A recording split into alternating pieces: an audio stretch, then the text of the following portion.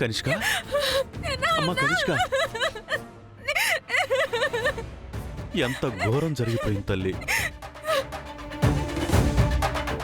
వీడిని ప్రేమించానన్నా, వీడు లేకుండా బ్రతకలేనన్నావు.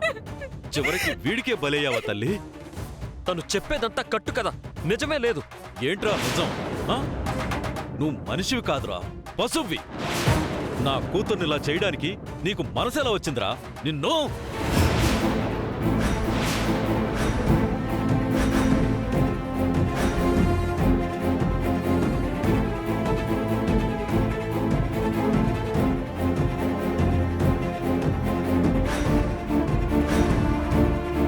నా కొడుకు మీదే చెయ్యెత్తుతావా?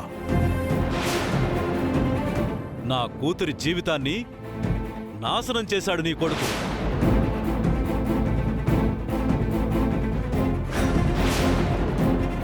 లేదు, ప్రాణం పోయినా నా కొడుకు అలాంటి పని చేయడు.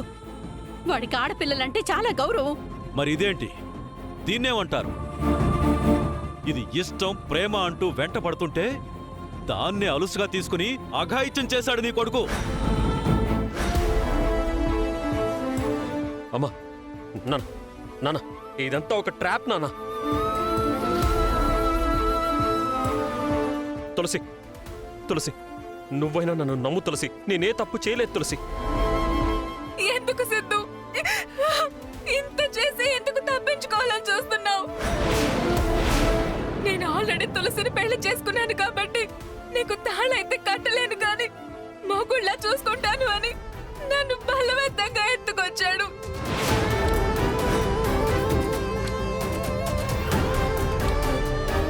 పెళ్లి తప్ప నీకే లోటు రానివ్వను. సెకండ్ సెటప్ గా ఉండమని ఎంత బ్రతిమిలాడినా నేను ఒప్పుకోలేదని చివరికి ఇలా నన్ను బలవంతం చేసి నా బతుకుని భూకి పాలు చేశాడు. కాపుతావా నీ నాటకాలు? నావి నాటకాల? నా ఏడుపు నా బాధ నీకు నాటకాల్లో అనిపిస్తుందా? సార్, ఒకసారి ఈ వీడియోలు చూడండి.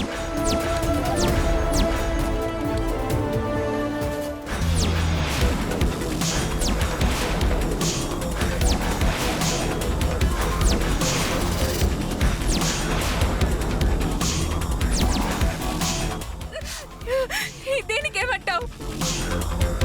ఆ వీడియోస్ అబద్ధం చెప్పవు కదా సిద్ధు. తులసి, ఇదంతా ఒక పెద్ద ట్రాప్ తులసి. నేను తనకి ఎప్పటికీ దగ్గర అవ్వలేనని తెలిసి ఇదంతా ప్లాన్ చేసి నన్ను ఇరికించింది. ఏం జరిగిందో ఆ వీడియోలు చూస్తే తెలిసిపోతుంది కదరా, ఇంకా దబాయిస్తావేంటి? ఆ వీడియోలో ఉన్నది వేరు, అక్కడ జరిగింది వేరు. ఆడపిల్ల తన మీద జరిగిందని అంత సిగ్గు విడిచి చెప్తుంటే ఇంకా బొకాయిస్తావేంట్రా?